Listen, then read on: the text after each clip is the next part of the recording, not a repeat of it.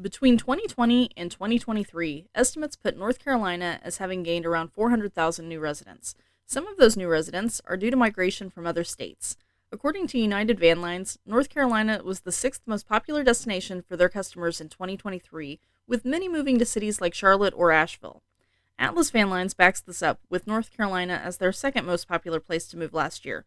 But like with every state, there are some places that are great to live, retire to, or raise a family, and there are other places you should avoid like the plague. So let's go over 10 of these hellholes, shall we? Number 10, Lexington. Did you know that the barbecue capital of the world is Lexington, North Carolina? At least that's what the people who live there say. They apparently have their own signature way of doing it, which is a slow-roasted pork barbecue in a red sauce, and there are over a dozen barbecue joints in this small city. The city has even placed painted pig statues around the area to celebrate this. At first glance, it's a quaint city, but like most communities with a manufacturing background, Lexington has struggled since the 1990s, when several companies decided to outsource their jobs to Asia and Mexico. In the years since, they've added new employers to the city, but the median household income is still about $30,000 less than the state median, at just $36,868, which unfortunately means that 21% of the city's 19,679 residents fall below the poverty line. Sadly, where economic downturns go, crime follows. The crime rate is 56% higher than the national average, with 710 crimes, including 3 murders, reported for the last year on file with the FBI. The chance of becoming a victim is 1 in 28, and Lexington is safer than only 15% of other U.S. cities. On the plus side, do you know what the economic problem in Lexington means for someone who doesn't need to worry about finding work and doesn't mind the crime rate? Cheap housing. There are plenty of nice homes in this area for under $200,000. Rentals are also affordable compared to many other parts of the country. The fanciest house listed for rent right now is priced at $2,160 per month, which is cheaper than some studio apartments in places like New York City and Los Angeles, and the cheapest place is $895. Number 9, Kinston. According to the city's website, Kinston is in the middle of a renaissance. As a participant of the Main Street America program, downtown Kinston revitalization is tasked with spurring economic development, and I hope for their sake that they are successful because right now there are some issues with the city. For starters, 28.2% of the 19,365 residents live below the poverty line because the median household income is only $35,653. For comparison, the state median is $66,186. Part of that is due to the location of the city. It sits on the Neuse River, and in the 1990s, there were 2 hurricanes that came through and caused the river to flood, destroying homes and businesses, so some people decided to abandon the city.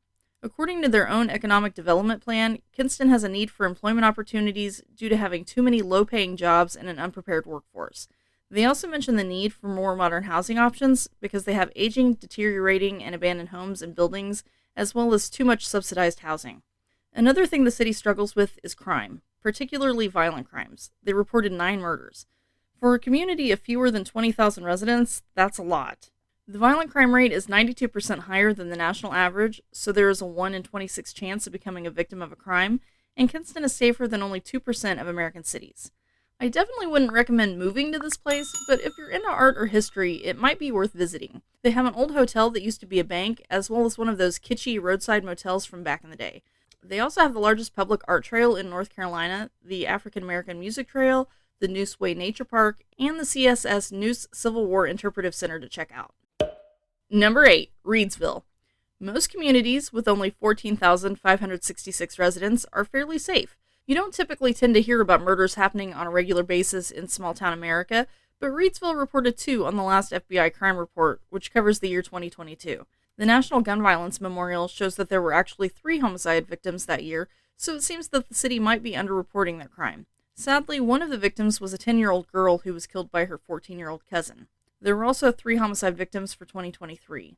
Violent crimes in this community are 167% higher than the national average, putting a person's chance of becoming a victim at 1 in 21. Reidsville is safer than just 5% of U.S. cities. Adding to the misery is the fact that 29.8% of the residents fall below the poverty line. Part of this is due to an issue with the school system in Reidsville. The student-to-teacher ratio is just 13-1, so the students should be getting more attention, yet somehow test scores are 24% lower than the national average, and out of the adults over the age of 25, 16.5% didn't bother to graduate from high school. To get a decent job, a diploma is typically required, which might be why food preparation is the second largest occupation in this town after office and administrative support.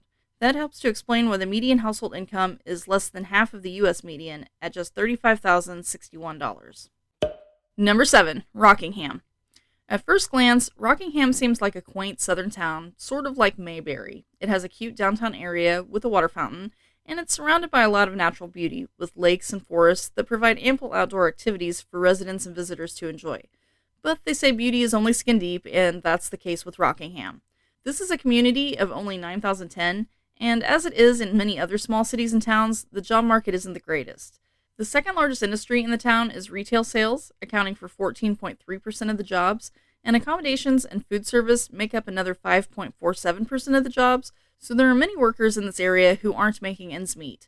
The median household income is only $38,750, so 28.2% fall below the poverty line. On top of that, the overall crime rate in Rockingham is 124% higher than the national average. They had 3 homicides on the last FBI crime report, which is crazy for a town this small. There's a 1 in 20 chance of becoming a victim of a crime, and Rockingham is safer than only 1% of American cities, and that's after crime decreased by 39% from the previous year. Number 6. Forest City. This town started out with the name Burnt Chimney in 1877, but then 10 years later it was changed to Forest City. One might be forgiven for assuming the name was due to the town's location in the foothills of the Blue Ridge and Smoky Mountains, but it was actually named after resident Forrest Davis. For the last 100 years or so, this town of 7,358 has prided itself on being a beautiful community. And it is. They go all out at Christmas time, lighting up the business district with lights and displays. But that doesn't make up for the fact that more than 1/3 of the residents are struggling to survive. 38.9% of Forest City's citizens live below the poverty line. This is probably due to a lagging job market because almost 1/4 of the jobs are in manufacturing. Almost another quarter of the jobs are in retail and accommodations and food service, so a good chunk of the workers in Forest City are in lower paying positions, which drags down the median household income to $35,232. In addition to that, there is a huge crime problem. They reported 549 crimes in total, which makes their crime rate 221% higher than the national average, and the crime is increasing. Forest City is safer than just 4% of other American cities, and the chance of becoming a victim is 1 in 14. Number 5. Roxborough. If you really like rural living, maybe you can ignore all of the issues with Roxborough. This community is the only city, and I use that word loosely, in Person County, North Carolina. There are 8,166 residents in Roxborough, and only another 30,000 or so scattered throughout the county, among 1 census-designated place, 9 townships, and a couple dozen unincorporated communities. The county slogan is, "It's better in person." But is it really? Let's see. The poverty rate in Roxborough is almost 3 times that of the national rate, at 32.2%. That tells me that there isn't much of a job market in this area. Unless you want to work in healthcare support, food service, manufacturing, retail, or construction, there isn't much available in Roxborough. The minimum wage in North Carolina is still set at the federal rate of $7.25, and when there isn't much competition to get workers, employers typically will pay as little as they can get away with, so the median household income in this town is only $39,787. When you see high poverty and low income, you tend to also see high crime, and that trend holds up in Roxborough. Violent crimes are 248% higher than the national average. They reported 104 violent crimes, including 5 homicides, as well as 357 property crimes. This makes Roxborough safer than only 3% of other U.S. cities, and there is a 1 in 18 chance of becoming a victim of a crime. Number 4. Laurinburg. According to the people in charge of tourism for Laurinburg, this small city offers the charm and quiet living of a small southern town where the lifestyle is relaxed and laid back but never boring. What they fail to mention in their sales pitch is that this is a community full of senseless crime. It's one of the most dangerous places in North Carolina, yet most people outside of the state have never heard of it. There were 679 property crimes and 237 violent crimes reported for this city of only 14,908. Out of those crimes were 7 homicides. That puts your chance of becoming a victim at just 1 in 17. This place is safer than only 2% of American cities, and the crime is increasing. As of now, the violent crime rate is 322% higher than the national average. For that reason alone, I would recommend people steer clear of Laurinburg. But it isn't just the crime that makes this place depressing. The economy in Laurinburg also leaves a lot to be desired.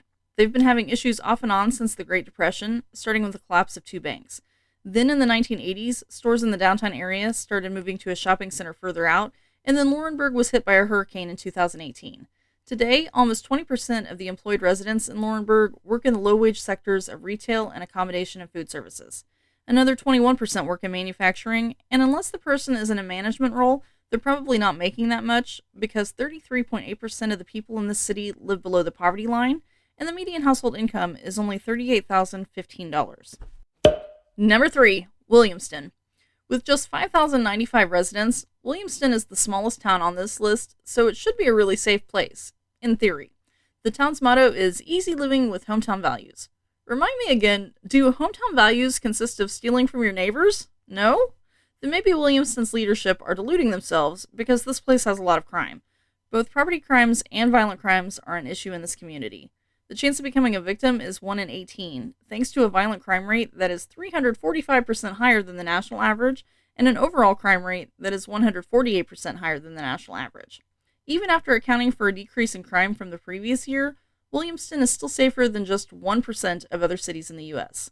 A community of this size shouldn't have any murders, but Williamston reported one to the FBI. If that wasn't bad enough, there's also a healthcare crisis in the Williamston area. During 2023, the local hospital and several medical clinics closed their doors, so people in this community have an issue with accessing necessary services, especially when many of them have transportation challenges. The nearest emergency department is 22 miles away in Washington, North Carolina. In rural communities, hospitals and health systems tend to be some of the larger employers in the area, so losing these services means that a not insignificant number of residents have also lost their jobs, and the job market wasn't that great before the closures. Low-wage jobs in food service and retail accounted for around 20% of the jobs, with another 25% in construction or manufacturing, so the median household income was $41,182, with a poverty rate of 32.8%. I'm really curious to see the estimated numbers that come out in July to see how big of an impact this makes. Number 2, Henderson. Just like the other communities on this list, Henderson has a high poverty rate at 26.6% and a low median household income of only $37,670. Unless you want to work in a factory, store, restaurant, or clinic, there isn't much work to be found in this area.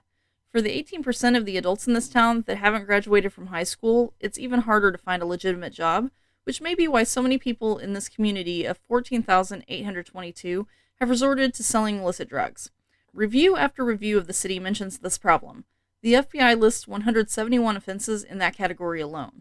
The Department of Health and Human Services shows that for the time frame of 2012 to 2021, overdose deaths started skyrocketing. North Carolina's rate of overdose deaths is 27.6 per 100,000 residents, but in Vance County, where Henderson is located, it's higher at 33.2 per 100,000 residents. Since the 2020 census, it's estimated that the population in Henderson has decreased by 238 residents, due not just to people moving away, but also some dying. Sadly, it's not just drug crime taking place in this community. They reported 618 property crimes involving burglary, theft, and vehicle theft. They also reported 262 violent crimes, including 7 homicides, which gives them a violent crime rate that is 379% higher than the national average. There is a 1 in 17 chance of becoming a victim, and this place is safer than just 1% of other American cities. Number 1, Lumberton. Sometimes two contradictory things can be true at the same time. For example, Lumberton holds the annual Bookham, North Carolina Writers Conference and Book Fair, and yet they have a high dropout rate. Over 20% of the adults in this city didn't graduate from high school. Lumberton has a population of 18,841, so that's a large number of people without the foundation needed to get a decent job. It corresponds to the 23.3% of employees who work in retail and food service positions. Due to there being so many low-paying jobs, the median household income is only $41,314, and the poverty rate is almost 3 times that of the national rate at 29.4%. Adding to the misery is the insane crime rate, which has been increasing at an alarming rate. Similar to Henderson, Lumberton is also dealing with a drug problem. The ATF has been involved in multiple instances, but that doesn't seem to deter wannabe kingpins from selling in this community. Anyone who has watched Breaking Bad can tell you that when you have that sort of problem in your area, murder seems to follow, which is probably why Lumberton reported 8 homicides on the last FBI report. There were also 438 other violent crimes, like assault and robbery, as well as 2,087 property crimes. That gives residents of Lumberton a 1 in 8 chance of becoming a victim of a crime, and the city's violent crime rate is 549% higher than the national average, which is just mind-blowing.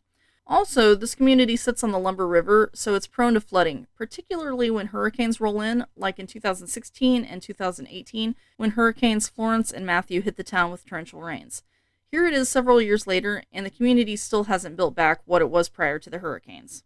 North Carolina is a beautiful state, with both mountains and coastline, and it can be a great place to live. Just not these cities. If you liked this video, I think you'll like one of these too, so check them out. Thank you for watching. Until next time, I remain stuck in the cornfield.